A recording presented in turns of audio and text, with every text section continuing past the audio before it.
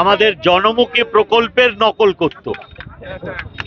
যেমন কৃষক বন্ধু, কৃষি সম্মান নিধি হিসেবে নকল করে চালালেন, যদিও তাদের লাভ অনেক কম, তাদের উপভোক্তারা সেই বেনিফিট পায় না।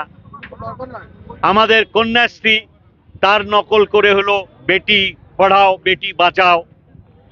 এইসব প্রকল্প নকল করে করে মুখ থুবড়ে পড়তো প্রকল্পগুলো, সেটা মানুষ জেনে গেছে।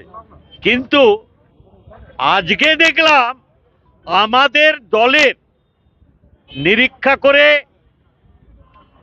সমীক্ষা করে, গবেষণা করে যেসব আমাদের দলের তথ্য, আমাদের স্বীকৃত অর্থাৎ এআইটিসি, অল ইন্ডিয়া তৃণমূল কংগ্রেসের স্বীকৃত সহায়ক, যারা গবেষণা ভিত্তিক এবং সমীক্ষা ভিত্তিক তথ্য দিয়ে আমাদের সহায়তা করেন, আমাদের সর্বস্তরের নেতৃত্ব এবং বিশিষ্ট সদস্যদের তথ্য তারা রাখেন, তার উপরে সমীক্ষা করে বিভিন্ন গবেষণা ভিত্তিক তথ্য তারা তৈরি করেন এবং আমাদের দলের উচ্চ নেতৃত্বকে প্রয়োজন মতন তা সরবরাহ করে আমাদের প্রকৌশল স্থির করায় সহায়তা করেন।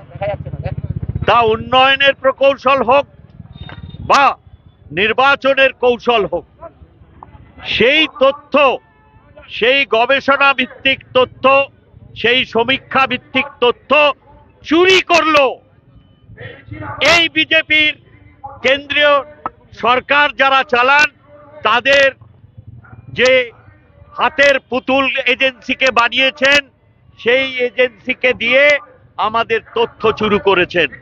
তার বিরুদ্ধে আজকে তৃণমূল কংগ্রেসের প্রত্যেকটি সদস্যা, আমাদের সমর্থক, সাধারণ মানুষ, তারা এই অগণতান্ত্রিক পদ্ধতি এবং অনৈতিক চুরির বিরুদ্ধে আজকে গর্জে উঠেছে সারা পশ্চিম বাংলায়। যতই করো হামলা, জিতবে।